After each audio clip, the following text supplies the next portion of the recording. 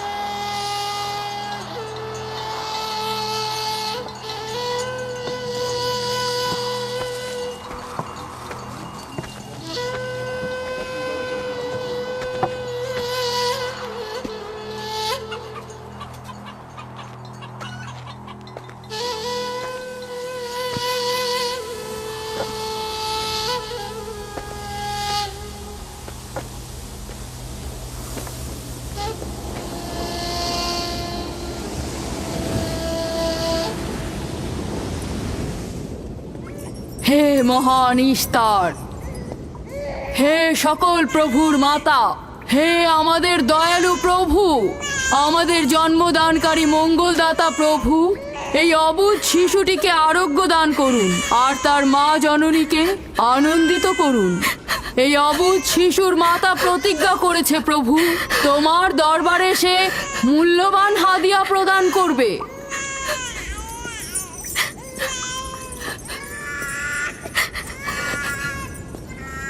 আমি মহান ইস্তারের কাছে প্রার্থনা করেছি যেন তিনি তোমার সন্তানকে জীবিত রাখেন। তুমি এখন তোমার সন্তানকে নিয়ে যেতে পারো।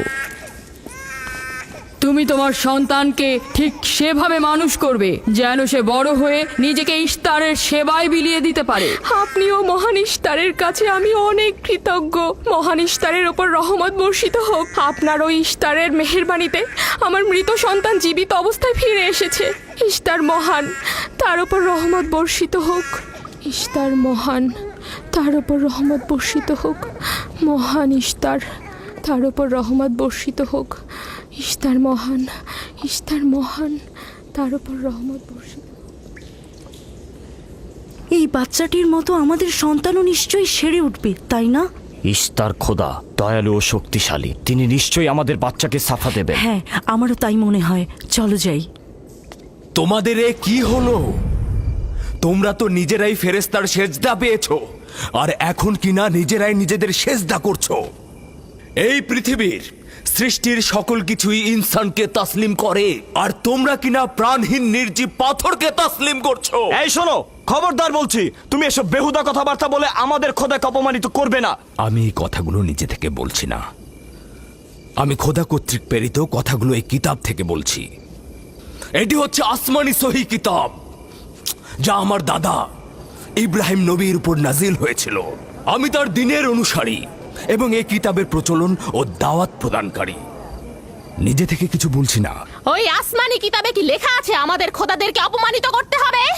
আমি অপমান করছি না, শুধু প্রশ্ন করছি।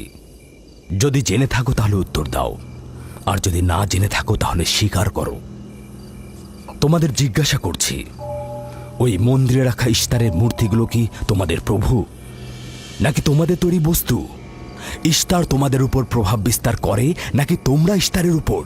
ইস্তার তোমাদেরকে শাসন করে নাকি তোমরা ইস্তারকে? পাথরের তৈরি ইস্তার যদি দুর্বল ও অক্ষম হয়ে থাকে, তবে কি করে আমাদের বাচ্চাদেরকে সাফা দেয়? সত্যি কথা, আমরাও দেখেছি। হ্যাঁ, তার হাকিকাত আছে। ইস্তার তার সন্তানকে সাফা দিয়েছে, আমি দেখেছি। ওই প্রজ্ঞাবান যিনি তোমাদের আহাজারি শুনেছেন, তিনি তোমাদেরকে সাফা প্রদান করেছেন, না ইস্তার।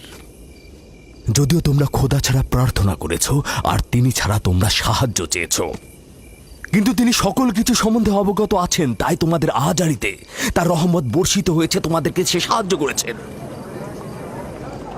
সাধারণ দৃষ্টিতে তোমরা ইস্তারকে দেখেছ, অন্তর্দৃষ্টিতে দেখনি, তাই মূল সাফা প্রদানকারীকে চিনতে পারোনি। ইয়াকুবের কথার মূল অর্থটা আমি এখন বুঝতে পারছি। সে চাইছে যে আমরা আমাদের খোদাদেরকে বাদ দিয়ে তার খোদার ইবাদত করি। আমরা আমাদের খোদার অনেক কল্যাণকর কাজ দেখেছি, তোমার খোদার কি দেখছি?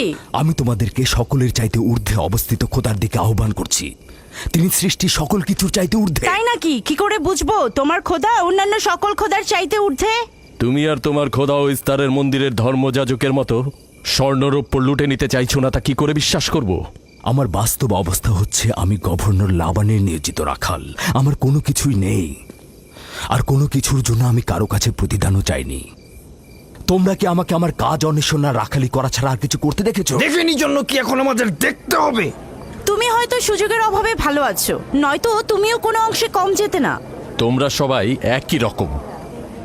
ধর্মকে তোমরা মুখোশ বানিয়ে নিজেদের আখের গুছিয়ে নাও, সহজ সরল মানুষদের ঠকিয়ে তাদের সম্পদের রাজা হও। তোমার কষ্ট বুঝতে পারছি। তোমার সন্তান মৃত্যুর কোলে ঢলে পড়েছে, অথচ কেউ তাকে সাহায্য করতে এগিয়ে আসেনি। না ইস্তার জাদুকর, না ওই মন্দিরের খোদা ইস্তার। তাই সকল খোদাকে দোষারোপ করার অধিকার হয়তো তোমার আছে। মন্দিরের অক্ষম ইস্তারের সঙ্গে আমার কোনো কাজ নেই। আমার কথা তোমার না দেখা প্রভুর সঙ্গে। আমরা অনেক ধৈর্য ধরেছি আর অনেক কষ্টও করেছি। এখন আর কোনো নতুন খোদাদের ধৈর্য ধরার মতো অবস্থা আমাদের নেই। আমাদের ধর্মযাজক আসছে, ফারাজ তার কথার শাস্তি পাবে। পালাও ফারিস, তুমি পালাও। ওইদিকে পালিয়েছে। ওইদিকে যাও, ওকে বন্দি করে নিয়ে এসো। দেখো যেন পালিয়ে না যায়। ওকে ছেড়ে দিন, যে ওকে করে মাফ হোক ওকে দিন। ধরে নিয়ে ফিরবে। ওকে ছেড়ে দিন।